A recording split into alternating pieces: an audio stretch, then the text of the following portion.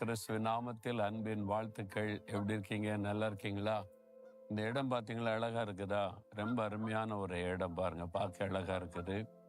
லண்டன்ல இருக்கிற ஒரு அருமையான ஒரு நீரோடை ஆற்று பகுதி.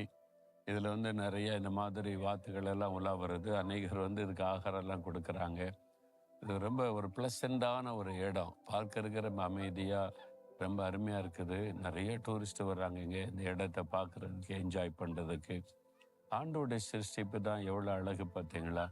அவர் உண்டாக்கின நீரோடைகள், அவர் உண்டாக்கின பறவைகள், அதெல்லாம் மனிதர்களை மகிழ்விப்பதற்கு தேவன் இதெல்லாம் உண்டாக்கி வைத்திருக்கிறார். சரி, அதெல்லாம் இருக்கட்டும், எனக்கு இன்னைக்கு ஆண்டவர் என்ன சொல்றார் அப்படின்னு கேட்குறீங்களா? 138 சங்கீதம் 8வது வசனம் வேதத்தில் என்ன சொல்லியிருக்குன்னா, தாவீது என்ற ஒரு பக்தன் சொல்லுகிறார், கர்த்தர் எனக்காக யாவையும் செய்து முடிப்பார். இதான் இன்னைக்கு நீங்க சொல்ல வேண்டிய வசனம். கர்த்தர் எனக்காக யாவை செய்து முடிப்பார் அப்படின்னு விசுவாசத்தோட சொல்லுங்க. உங்களுக்காக கர்த்தர் காரியத்தை செய்து முடிப்பார்.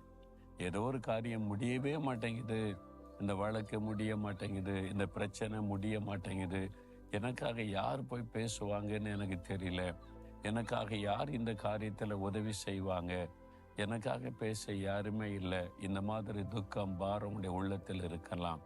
சிலர் நினைப்பாங்க, என் கணவர் இருந்தால் என் கணவர் எல்லாத்தையும் பார்த்துக்கிடுவார், இப்போ என் கணவரை இறந்துட்டாரா, இப்போ எனக்கு யாருமே இல்லை அப்படி சொல்கிறவங்க இருக்காங்க.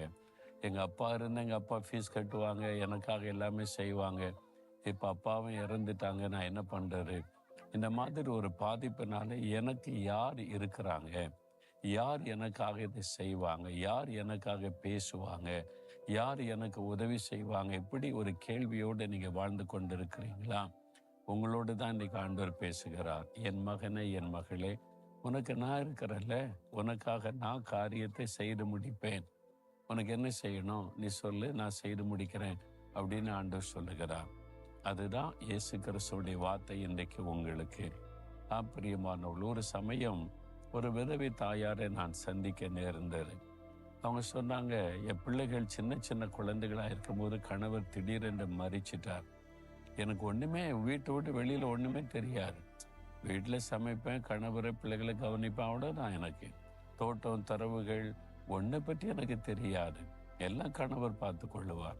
அப்படி மரணம் என்னை நிலை கொலைய பண்ணி விட்டாரு. அதனால நான் இனி என்ன செய்ய போகிறேன், எப்படி இதெல்லாம் பராமரிக்க போகிறேன், எப்படி என் குழந்தைகளை வளர்க்க போகிறேன், எனக்காக யார் இருக்கிறாங்க, எனக்கு யார்கிட்டையும் பேசவும் தெரியாது, எந்த சூழ்நிலையும் தெரியாதுன்னு கலங்கி போயிட்டேன்னு சொன்னாங்க. அப்போ பல கேள்விகளோட வீட்டுக்குள்ளேயே முடங்கிட்டாங்களாம், வெளியே வர மாட்டாங்க, அழுதுகிட்டே இருப்பாங்க. இனிமேல் நான் எப்படி வாழ போகிறேன், என் பிள்ளைகளை எப்படி வளர்க்க போகிறேன் என்பதெல்லாம் கலங்கி கொண்டிருந்தாங்க. ஒரு நாள் இயேசு அவளை சந்தித்தார். பிரத்யட்சமா அந்த ரூமுக்குள்ள எதுக்கு அழுது கொண்டு இருக்கிற மகளே, எழுந்துரு, நான் உனக்கு இருக்கிறேன், நான் உனக்காக எல்லாவற்றையும் செய்வேன், உன் பிள்ளைகளுக்கு தகப்பனா இருந்து நான் படிக்க வைப்பேன், அவங்கள எல்லாத்தையும் ஆசீர்வதிப்பேன், உனக்கு எல்லாத்தையும் செய்வேன், உனக்கு என்ன வேணுமையான்னு சொல்லு என்பதாய் பேசினார். உடனே அவனுக்குள்ள ஒரு ஆறுதல் வந்தது. இயேசுவே நேரடியாக பேசிட்டாருன்னு சொல்லி தைரியம் கொண்டு எழும்பினாங்களாம்.